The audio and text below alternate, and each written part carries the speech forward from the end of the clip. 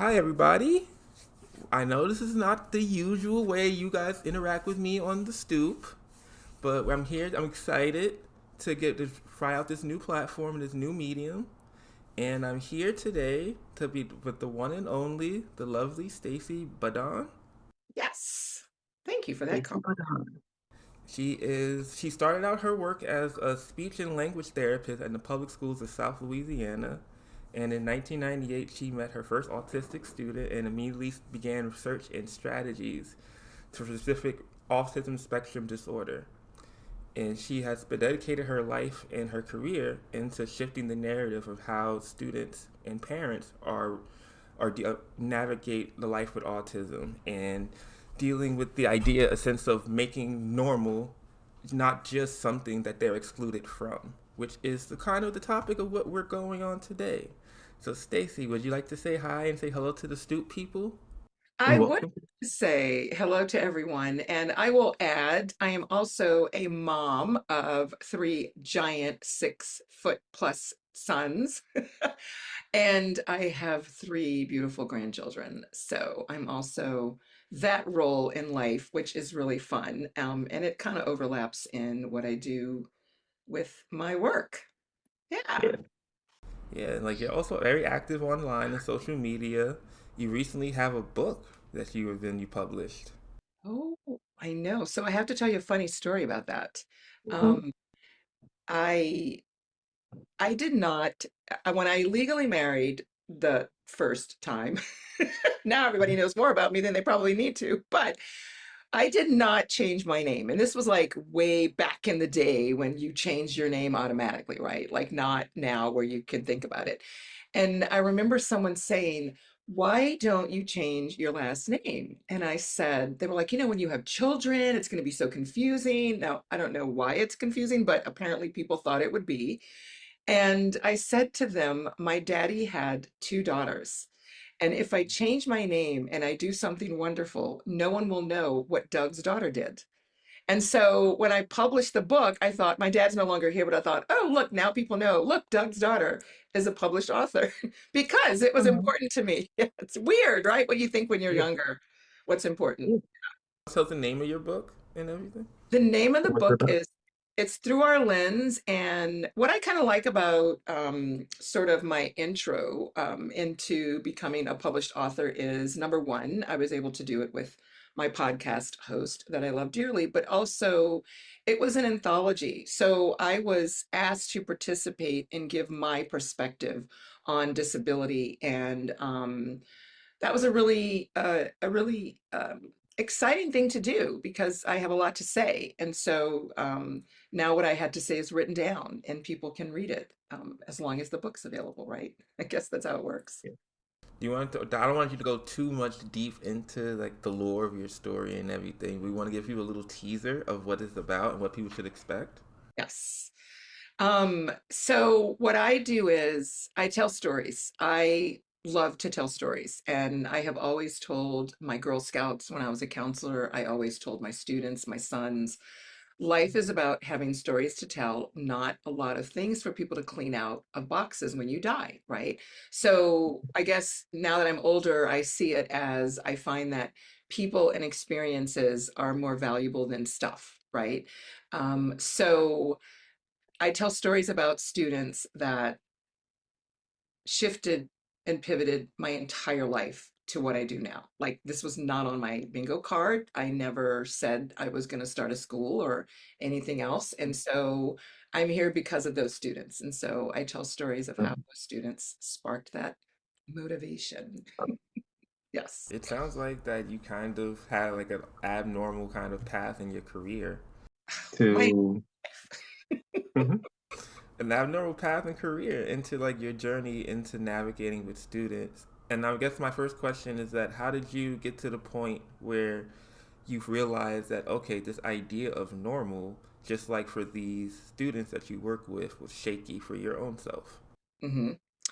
So that's a two-part response. I'm going to tell a story, but I'm going to say the first part in terms of when I think back on what I chose to do as a child, right, as a young teen. when I was a child, back in the day, as my son says, teenagers babysat for extra money. Like babysitting was like big business, right? And so I was a babysitter, but I was the babysitter for kids in the neighborhood who had disabilities. For whatever reason, it was just my niche, right? And I think looking back, right, at how children see the world, how when you're young, you see the world. I don't think I saw it as anything that wasn't normal. I think I saw diversity as the norm, right? Like some people have wheelchairs to walk, and some people, I mean, to navigate, and some people have hearing aids, and some people are born with certain disabilities, and that's just the norm. We're all different people. However, now that I'm a grown up, I can sort of articulate that better. um, I want to tell a story about a little boy named Bragan who was 5 years old in kindergarten. And he was on my roster for speech therapy. And the teacher said to me, "Oh, I'm having, behavior problems with Bragan." And I thought, Bragan? Like he's like the most quiet, docile child I've ever met, like this intellectual child, right, who's always thinking. And so I said, well, let me come in and do an observation because that concerns me. Like, I can't understand why Bragan. So I'm sitting in the class doing the observation, and the teacher gives instructions, and she tells the children, I want you to cut all of the pieces, and then I want you to glue them to the paper, right? Whatever kindergarten project they were doing. Well, Bragan would cut a piece and then glue, cut a piece and then glue. Then the teacher looks at me and she says, see, he is not following directions. And I thought, so there's only one way to cut and paste, right? If he doesn't do it that way, what happens? Like he's still finishing the project. He's not disrupting the other kids and like holding on to the glue and scissors. They each have their own. So it's not like he was hogging a turn, right, by doing it. There were no chairs thrown. And I thought, are you insinuating that because he is not doing it the way you consider it to be, the typical way to do a cut and paste, that this is a problem? And she said, yes, he is not following directions and obeying me. And I thought, yeah, this is a problem. Like this is a problem. And so that story is a very simple story, but it is a story that many children have. Many children are sitting and they do things differently, and that is okay. And then someone says it's not the norm. And my question is, well, what is the norm?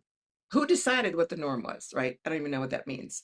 I don't know if I told you, Derek, and I'll pause after, but I have a tattoo on my foot, and it is an infinity that says define normal, because I don't even know what that means. What does that mean? Like, like, what does it mean? Well, I think that that's an interesting point because, like, the question that always fascinates with me is that who actually benefits from the idea of normal? Whereas it's always something that I've always observed as I never saw myself as a normal person. My upbringing, my family life has never been normal. But if I knew that about myself and I know other people aren't normal, then what is this idea of normal that everybody strives for or agree that exists, but we know that no one is really there? Then who actually Yes. benefits from it? Do you have what do you think? The people who benefit are the people who want to be in control.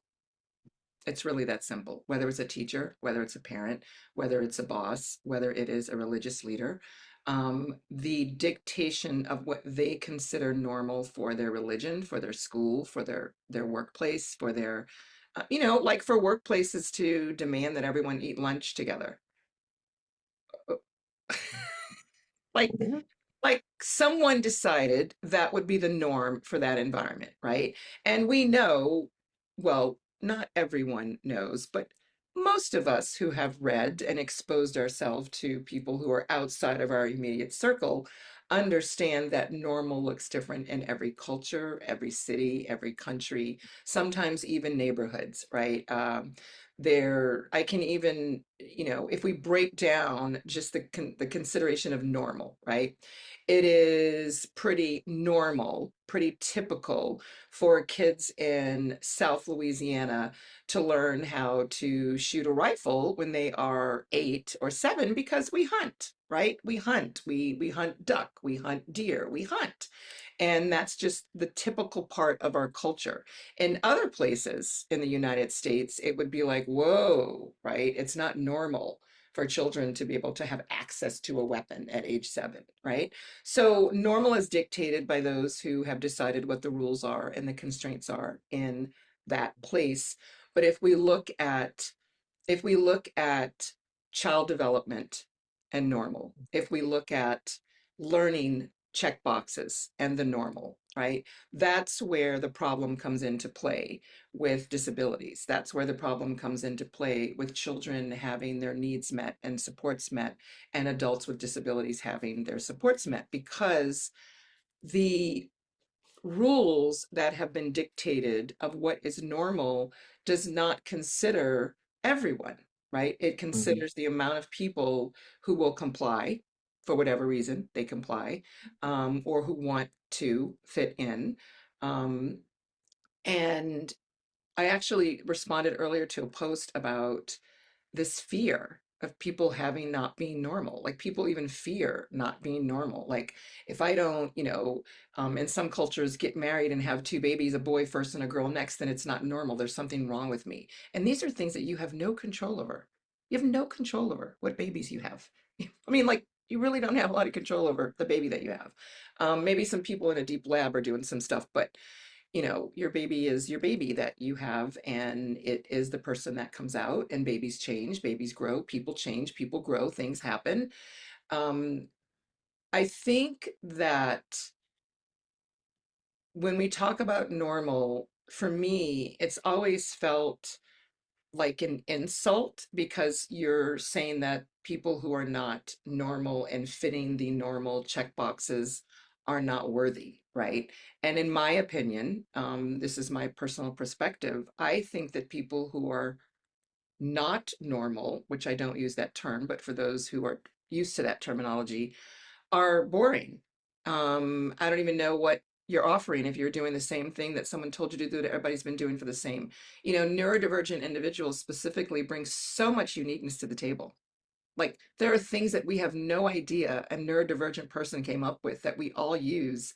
And if it wasn't for the way that their brain processes against the norm, according to whoever decided the norm was, we got that, right? Think of all the musicians that are like so over the top. I mean, the uproars around some of the musicians and what they wear and what they say, but everybody loves it because it's exciting, it's new, it makes your brain like really think about something different, right? So people like it, they're just afraid. They really are afraid. I think people are just afraid. I was thinking something really profound about you telling the story about the teacher and the student, where like this idea was of this normal being violated was so great that she had to go to you and ask you and see what's wrong with this idea, but the possibility. But it's funny because when you're an adult, you have the understanding that there's multiple ways of doing things. There's a process of doing things. But it's fascinating because that phenomenon is that she saw this person doing something differently, like any other person would, but she wanted to single that out and she wanted to defend that idea of what it means to be normal.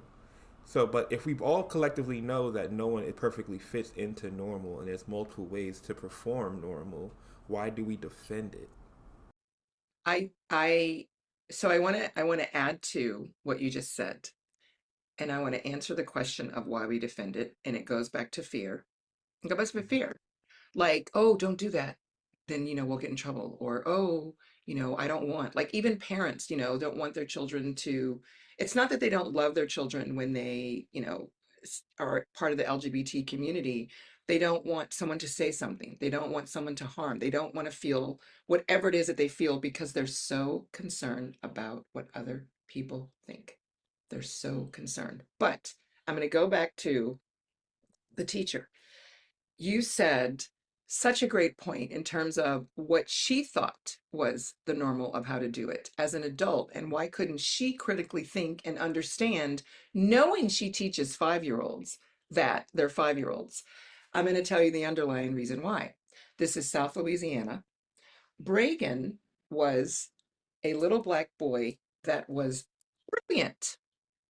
Reagan did not fit the norm of what she expected from little black children.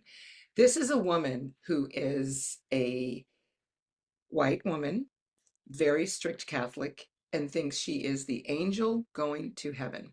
She has literally told me, the mother of 2 sons, that black children cannot read as well as white children. So she has an idea of what a normal black boy is like, and that is, in her mind, misbehaving. So she had to find a way for him to fit her norm of what little black boys are supposed to be, because she could not accept that he was a critical thinker. He was thinking on his own. He was able to figure out a different way than she thought. That's where that was coming from. And do you know what Reagan is doing now? Reagan is a little boy from South Louisiana whose mother graciously, out of the unselfishness, allowed him to get a scholarship in California, which Louisiana mamas don't let our babies go that far. And he became an engineer. He got a scholarship for a master's. He got an award. He was in the newspaper because he created something for the space shuttle. And do not think I did not find that newspaper clipping and track down that teacher and let her know what Reagan ended up doing, because Reagan cut, glued. That's the way his brain worked. Yep. That's a beautiful story, and I would love to if you have like a "Where Are They Now?" I would love to see something Oh like yeah. that you could do with Yeah, your I son, keep your in student. touch with him on Facebook. That's Yeah. cool. So Yeah. back to that kind of tied into my next concept, my next thought about her way of looking at the idea of normal. Is normal a medical concept or is it a social one? Well, I think it is twofold, right? Because if you think about the check boxes, right? One of the I don't know what you want to call it, missions, tagline, whatever it is, in my school that I have for neurodivergent learners is, we don't use check boxes. We're not looking for, you have to do all of this by 5th grade, you have to do all of this by age 9. Like, we're not doing that. And so because of standardization in the medical field and in the child development field, it will appear to be medical based, right? Something simple as speech development. Speech development. People did standards based on large groups of people. Now, did they pick everyone of diversity? Of course not. Right? These standards are based on a very small group of very non shades of color in terms of how children develop speech, right? Now, speech development is universal, right? Human beings are all universal. It just looks different, but the development part is the same.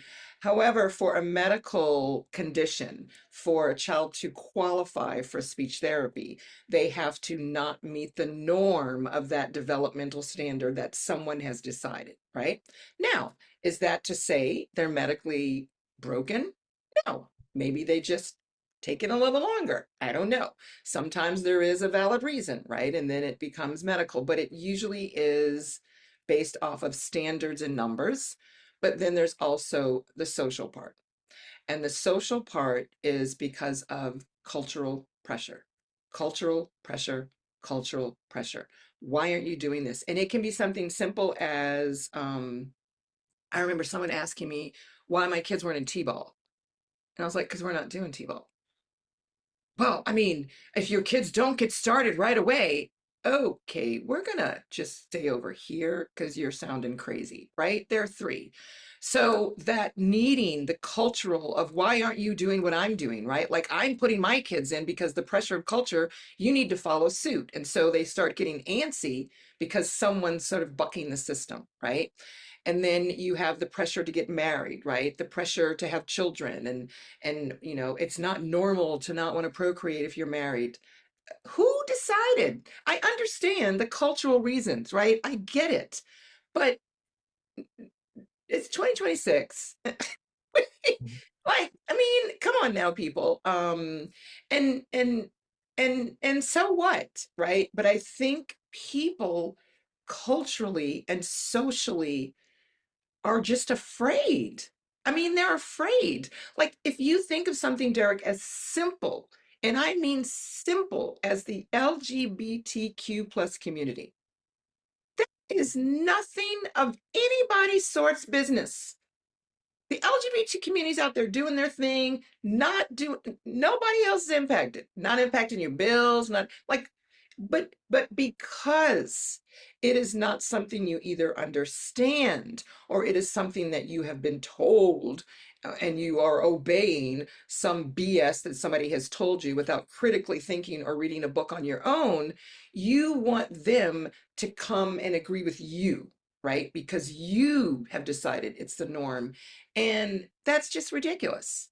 And the reality of it is, I think if people were really, truly, if we had some, I don't know, magic sprinkle formula that went across the entire world and everybody was truly their authentic self, no norm.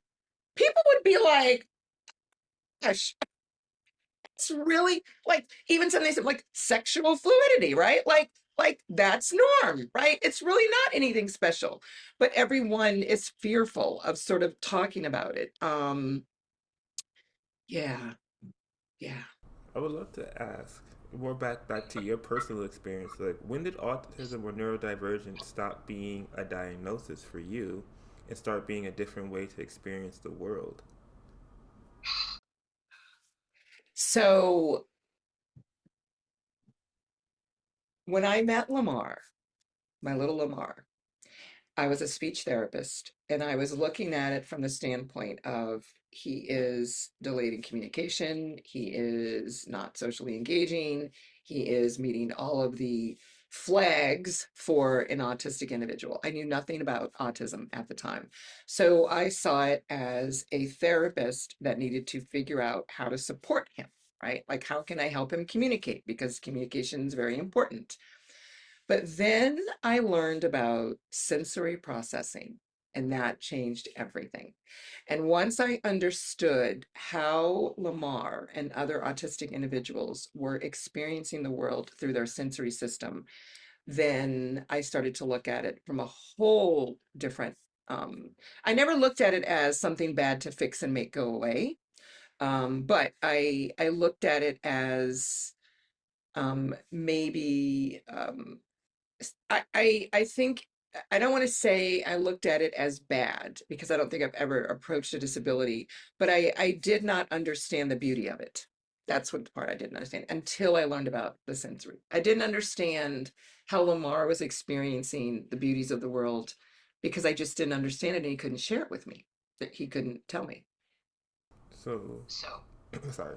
Um, I guess that's a crazy origin story, honestly, of just how one thing can shift your whole narrative about your perspective of a way of life or how a person sees the world. It I, just makes sense. but historically, like that's a question of historically, before you even made that attempt to do that, how was historically the story of autism and neurodivergence told beforehand? You know, I am, when I sit at tables, I am one of the few people who've been in the game long enough to remember when we didn't have, right? I remember the one case, like you just never, it was never talked about. It was something that was very considered a rare disability that you would not come across very often or if ever in your career. And I remember one, Lamar, and then I remember two, and then I remember four, and then I remember more, and then I remember more. I remember when we started to have more. So before then, it was sort of seen as, autistic individuals either don't know how or don't want to engage or don't understand, right? That's what people assumed in the information that was provided.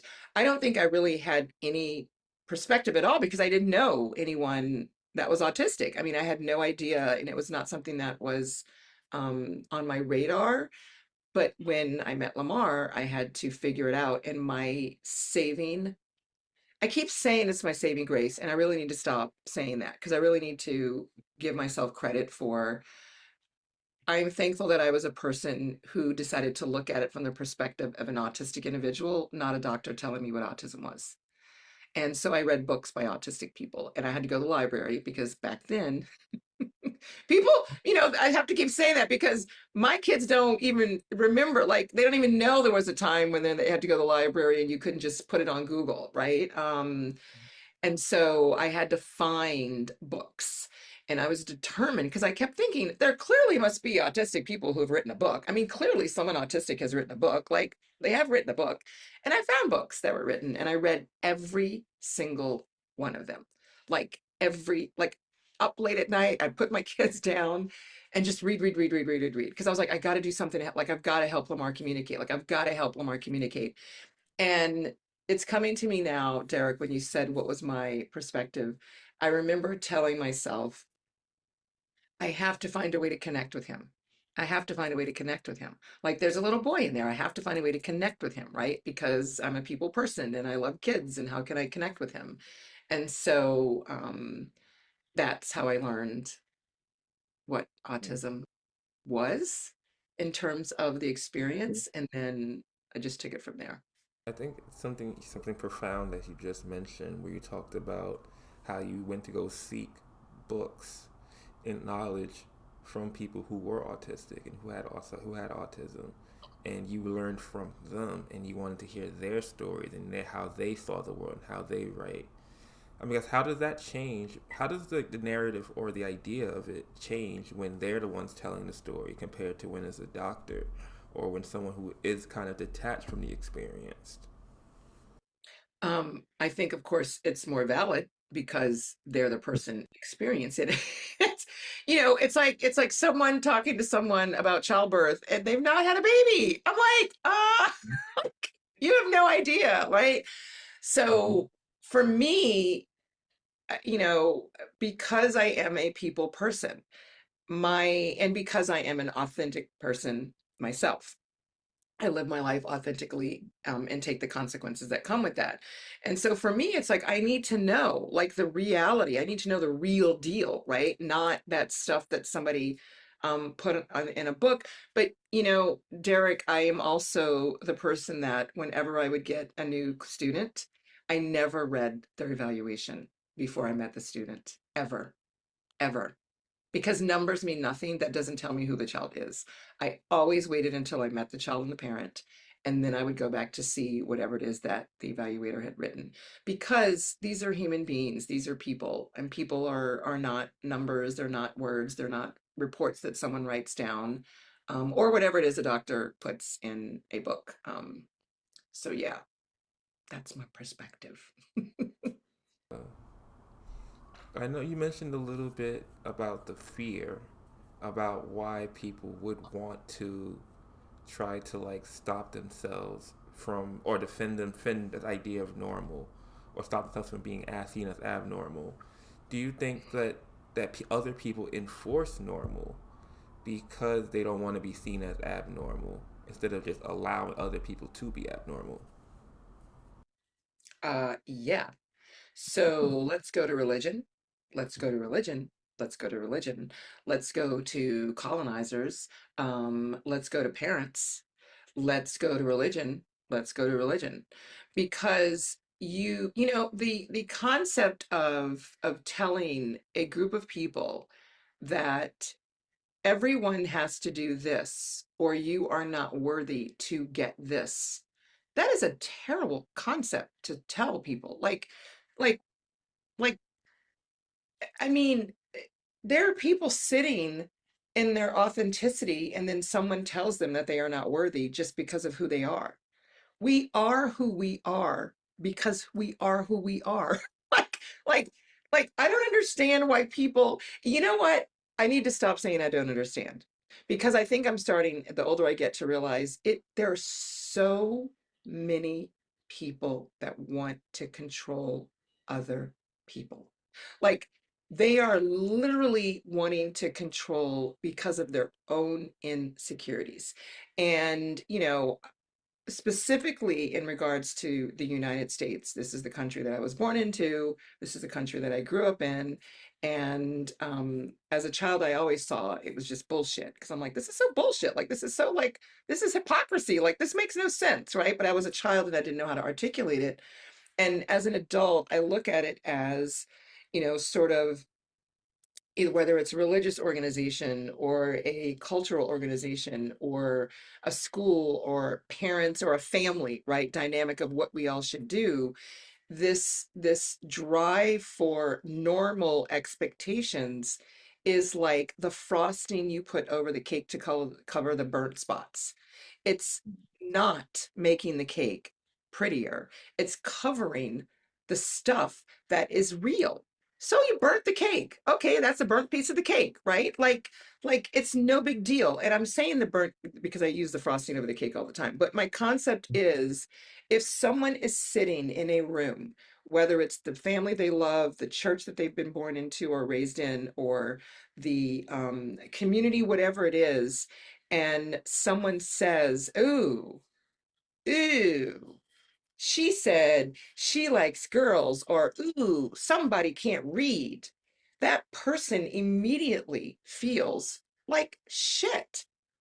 And it's nothing they've done wrong. If you have dyslexia, that is not anything you've done wrong. If you are part of the LGBT community, that is just who you are. But people want you to dismiss and control to fit the norm because it makes them feel comfortable, because they don't want to come out and be authentic. Like they just don't. There's so many people I know that are miserable. And you know why they're miserable? Because they refuse to be their authentic self, because they're trying to and they're maintaining, keeping up with the norm of expectations.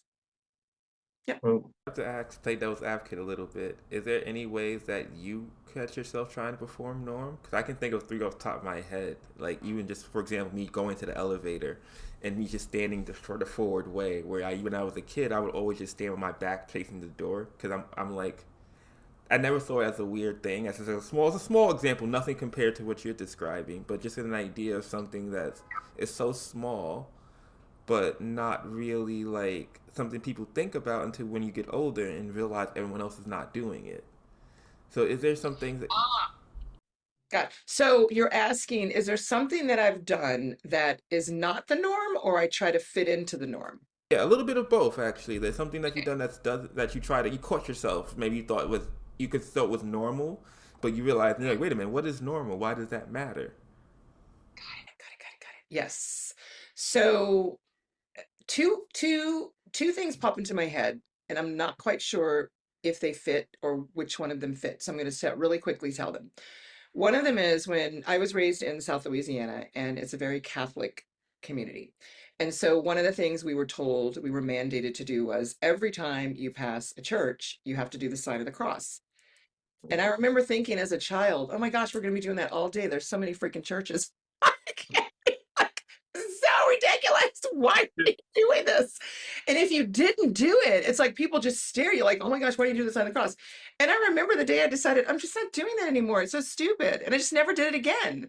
And I don't even remember what happened afterwards because I think I just didn't care, right? Because I was like, this is so crazy. And when I see people do it when I go home, I'm like, why are they doing that?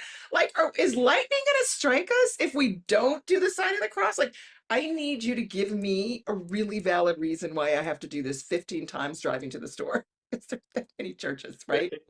Um, the other one is I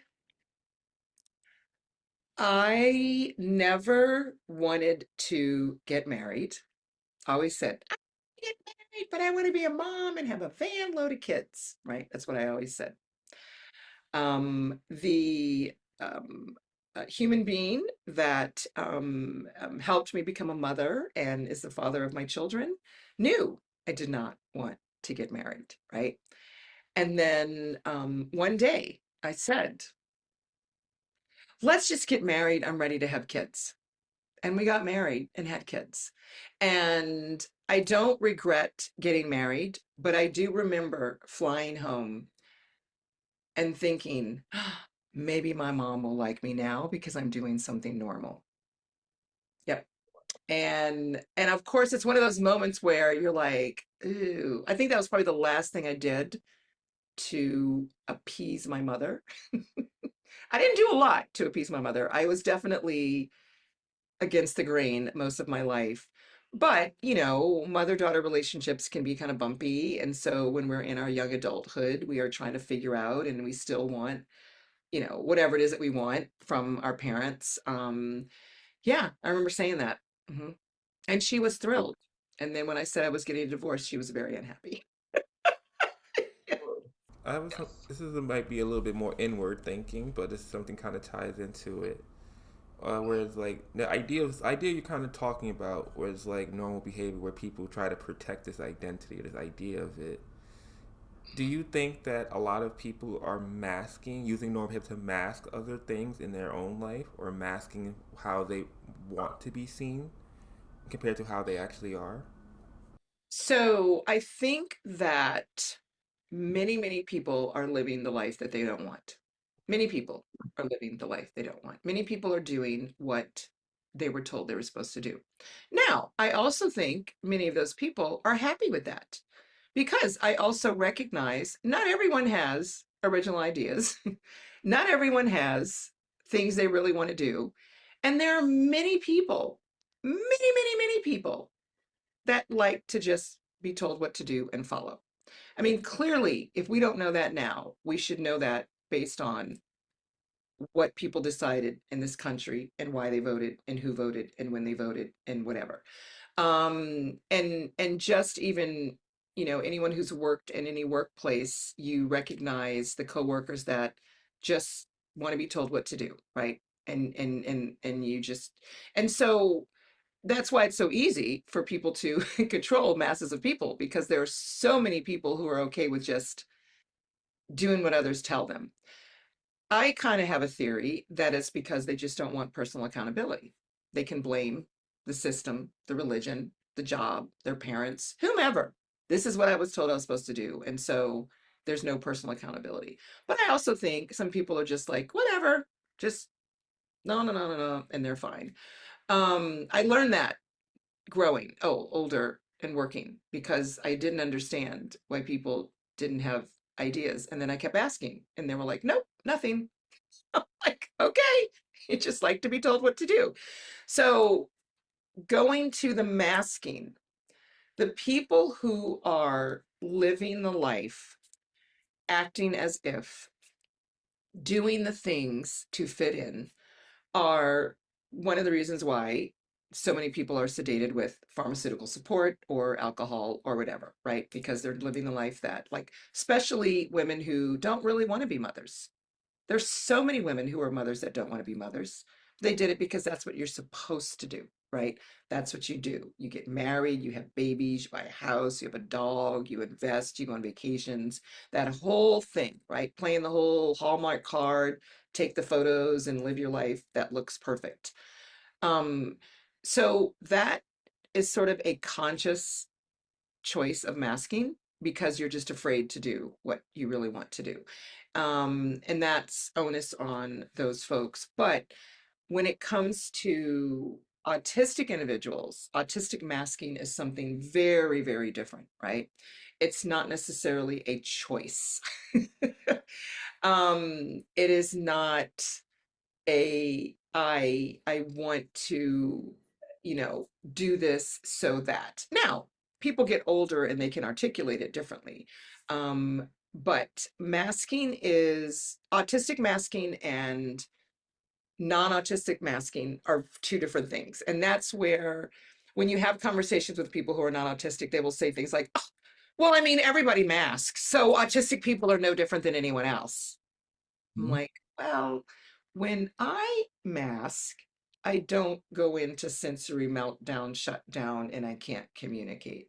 So it's really different. And masking for someone who is not autistic is not necessarily always going to contribute to mental health, right? Because a lot of times they just immerse themselves in the role and they just mundanely go through the hoops, right? Um, and then often do things on the side that they shouldn't be doing. Really happy that you went through the distinction between the two because that's something that a lot of people, even I believed for at one point, that people mask all the same in the same kind of way, where we all have our own ways of we have our own self and how we want to be perceived, and there's how that people perceive us regardless of how what we do. And Yes. as humans, I always see that we always try to wrestle with the two. But it's always something I always think about is that at what point, how early on did you develop an idea where like, okay, I need to make a mask to exist in this world. Whereas I don't look at myself today and think that like, okay, I need to put on a front to be on this interview. I'm just like kind of like just intellectually sparring with you, for so to speak. But how do Yeah. you get? But how early do the early people learn? How early do people learn how to do masking? Whether it is be someone neurodivergent or or someone that's not neurodivergent, not normal. Forgive me. Yeah. It's And I don't think necessarily, I think that you don't necessarily have to be asked to be forgiven. I think this is a word that we need. I'm one of those people that believes in owning. Like, I use the word normal because that's what people know. I have to meet them where they are, right? Everybody knows normal, right? I don't like the word normal. I don't believe that there's normal, but most people do. So I have to use the word to catch the attention, to have a conversation, to get them to shift their narrative about autism, right? Um, so when it comes to individuals who are not autistic, I think that uh, the age of when you are not your authentic self, it just really depends on the responses that you get. And let's take away, so let's do, if we look at children who are transgender, when they're 2 years old and you say, oh, you're a boy, and they're like, no, I'm a girl, right? They're being their very authentic self, because children are always their authentic self until adults intervene. And so it really just depends on the responses they get as to whether they will continue to mask and play the role of being the gender that they've been told they are, or if they're going to just keep saying, no, I'm a girl. And I think that has to do with personality. Like, some people just have, some kids are more are stubborn than others and will just fight it.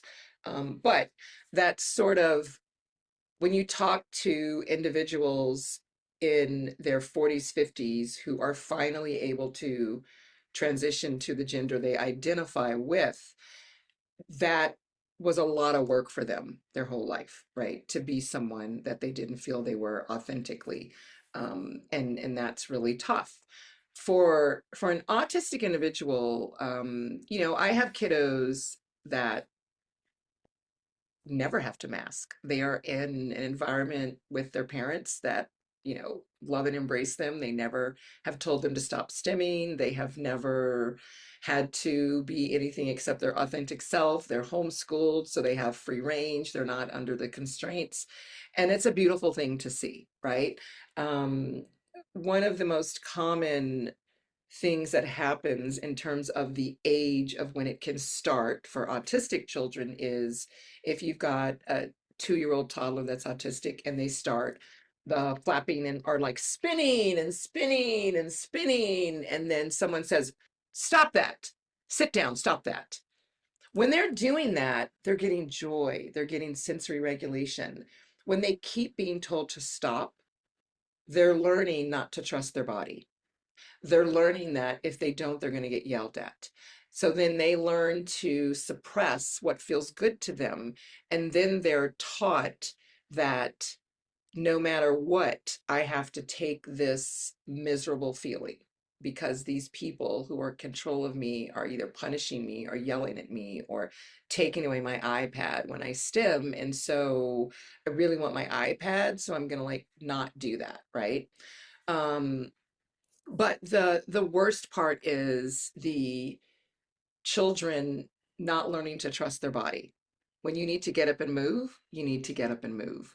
And when someone says you shouldn't, over and over again, you start to second guess yourself. And that is a whole dynamic of harm.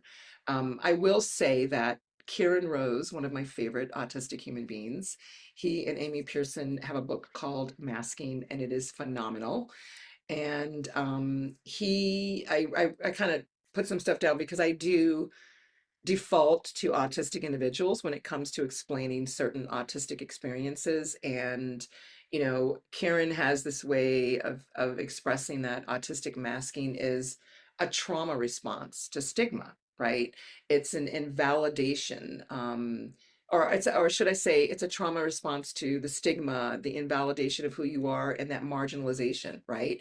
Even something simple like my mom correcting me with a ruler for my grammar as a child. Now, that was my mom's way of protecting me. And she wanted me to speak the normal English the way the white people in the school said, because she wanted me to be able to excel because she wasn't able to get the benefits of school like I was, right? So I understood why she wanted me to mask and speak a certain way. Um, because of that marginalization, because of that stigma of being Black in the South. And so the irony is making me do that caused harm to me from the Black community, right? Making an autistic child stop stimming because they need to regulate causes them to have harm in terms of they don't trust their body instinct, but also they start having meltdowns. Right. And so then everyone puts them on a behavior plan and then they say they're a problem. So now we have a whole domino effect of something that could have been avoided if you just let them be their authentic self and stem. Like it's no big deal. Yeah. Think that based on I'm listening to what you're saying is that do you see that masking is a way of, for them to survive, or is it more of like a cultural kind of violence that we all participate collectively in?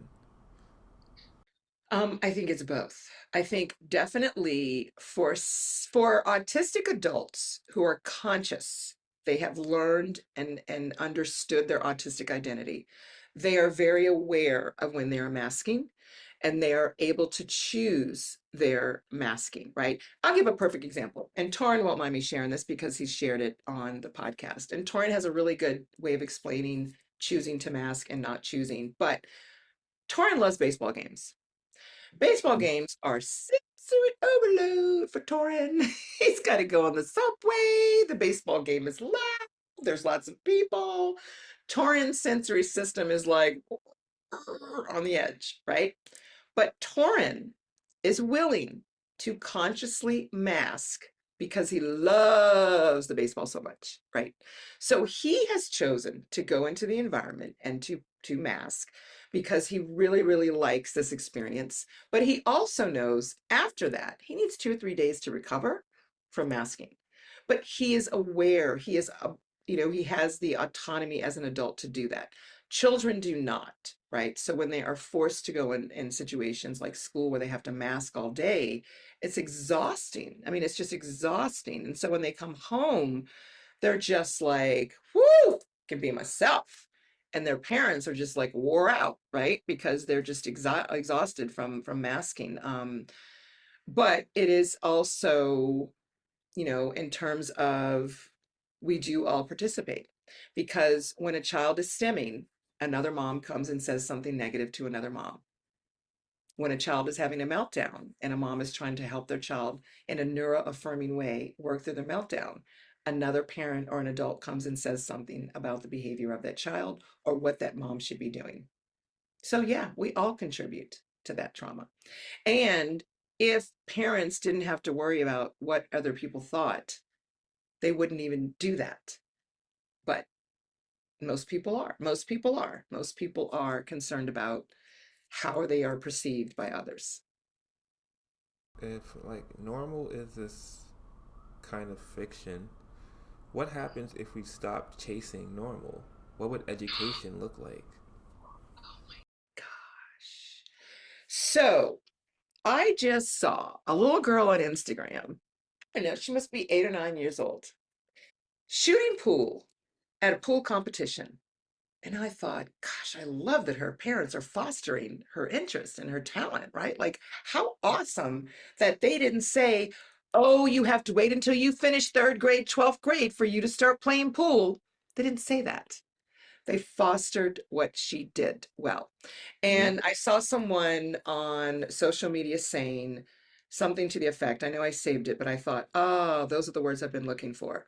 We need to stop teaching our children to prepare for work. We need to start helping our children mold what they do into a way to take care of themselves. She said it more eloquently than I did, but she said what I'm always thinking. If you have a child that is talented or interested in something, foster that. You can add math and reading in to what they're interested in. And how come kids who are really good at gymnastics get to do school their way just because they're going to be Olympic stars? And other kids who maybe are creative with art, but maybe not savant wise, why can't they just do the art school and just do what they do well? Like, my idea is everyone needs to be able to go into whatever it is that they do well to contribute, because we're not all supposed to know how to do everything. That's why we have community. Community. Like, I'm not really good at, I don't know, whatever it is. So you have people in your community that are, right? I mean, that's what partnerships are and friendships are, right? I mean, when you see a friendship of three or four people, you wonder how they got to be friends because they're all so different, but it's because they all bring something to the table that makes this unique pod of fun, right? Or whatever it is that their friendship is based off of. And now I'm just rambling. Well, no, it's just like this is actually a very insightful kind of concept because I'm thinking about what a community would look like if everybody not just not played a role, but understood that everybody has a role to play. And I think that it would be a kind of level of normalcy. I almost can't imagine it, almost in a weird way, because everybody is And you can pick your role. You can pick your role based on your interest. It's not assigned to you. yeah, not assigned to you, but also there's space for your role too, and there's space for you to have that opportunity. And I'm like imagining that with friendships and communities as well. Like, so I guess my question to you next would be, I'm not asking you to speak for the entire autistic perspective, but what do autistic perspectives reveal about how the rest of us live and perform normal? Like how do they like what do they like from your studies and your experiences? How do they look at our perspective and do they look at us the same way of thinking normal, or do they look at us in a perspective where like why do you guys are just being so restrictive about your life and your individuality? Yes. So I remember I was at a conference and this young man who was autistic said, non-autistic people spend a lot of time talking about nothing. Like, yeah, you're right. You're right. So most of my autistic adult colleagues, friends, um, have been very clear to me. Greetings are an unnecessary communication. Like, why are you saying hi, hello, how are you? Just get to the conversation, right? So their perspective is just waste a lot of time. We're not forthright. You have to read between the lines. Like, why don't you guys just say what you have to say, right? Instead of like going around the mulberry bush. So that's a lot of stuff that I hear, and so I make adjustments based on that because when I say good morning, because I'm a good morning person, right? I text people good morning, and my autistic friends are like, "Why are you saying good morning?" So I don't say it anymore because it's unnecessary. It is also from the perspective of communication for autistic individuals, whether you are verbal, if you use a communication device, whether you use both, it's a lot of work, Derek. People don't realize that communication back and forth is a lot of brain work. It's a lot of sensory regulation required. It's a lot of work. So it makes sense to me why greetings are like a waste of time, right? It's almost like I've got this much momentum for communication. I don't want to waste it on good morning, how are you? Because it doesn't really matter, right? I like that, right? I like getting to the point. Autistic individuals are very concrete thinkers. and they think that we are very abstract. Like, why don't we just say what we want to say? I actually did it earlier today, and I should have known better, but it was before my coffee. And I mean, I'm blaming it on that. But I responded to an autistic individual. I know this autistic individual. I know the way she receives information. And I was not concrete. I was a little abstract. And she was offended. And so I had to retract and make it more concrete because that was a miscommunication. Now, I understood that because I understand autism and autism communication, and I know her, but that's where the nuances and the complications come in, right? When one person doesn't understand where the other person is coming from. Um, but the perspective that one of my students said was, so I'm going to tell a story. I'm going to tell a story. There's a little boy, and he would always look out the window. I'm like, what the hell is he looking at? Because I'm just like, okay, it's a tree. It's the same tree. Like, what am I missing? And so one day I was like, listen, what are you looking at? And he wasn't even a kiddo that had like lots of communication verbally. Like he wasn't, he's like maybe, I don't know, 5 or 6, if I remember correctly.